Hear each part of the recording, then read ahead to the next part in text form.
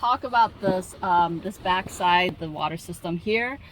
And so first thing is you're going to, there's going to be three things that you're probably going to use if that. First one is the dry camping. And what the dry camping is, and this is the way it's going to be set, is if you are self-contained and you're just using water that is in your water tank in the RV.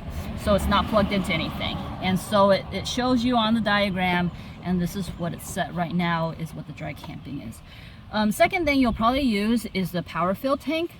And what that is when you're going to fill up water. And so if you do that, you'll look at what the knobs are. So you would turn the green this way and the blue this way before you fill up. So once you do that, you'll be able to fill up. I'm going to explain this and I'm going to show you how to fill things up. So with the city water, this only happens if you are in an RV site where there is a water source directly that you can plug in the whole time. And so you would have that setting on here, and what that allows is you will bypass the water tank in the RV. It'll go directly to your faucet or the shower, and it will also use the city water or the campsite pump.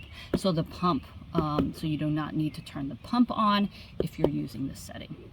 Okay, so with the how to fill up the water tank, there's going to be in this bottom, you can clip that on, you've got the hose. And so this is a clean water hose. What you're going to do is you're going to screw this side onto here. You don't actually ever want to take this off, so you're going to keep this on the whole time. You're going to screw that on here, screw that on this end, and then the other end, before you put it on the spigot, is we have these RV water filters. So you're going to take the lids off of these, maybe, and then you're going to screw this on here, and then this water filter can then directly be screwed onto your water source.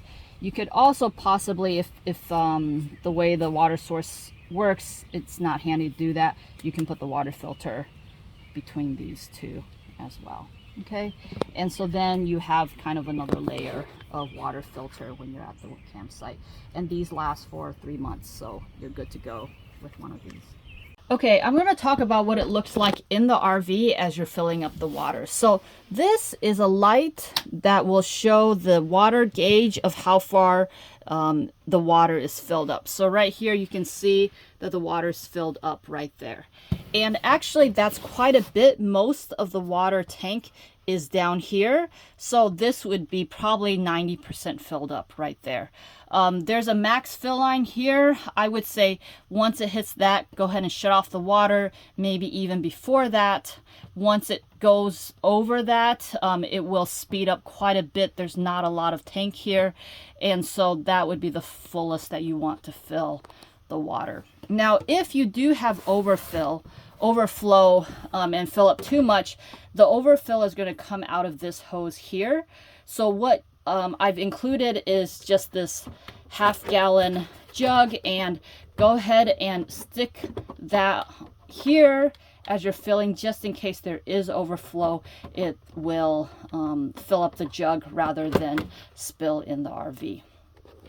The other thing about this light is some people use it as a night light, and so that's kind of handy as well. So there's that switch there to turn it on and off. Last thing I'm going to say about this is there is a button here. That's the pump button. It's the exact same pump button as inside. And when you turn it on, you will hear the pump go. And so if you turn this on, again, the faucet will run inside, and you'll turn it off when you need to. Okay, that's it.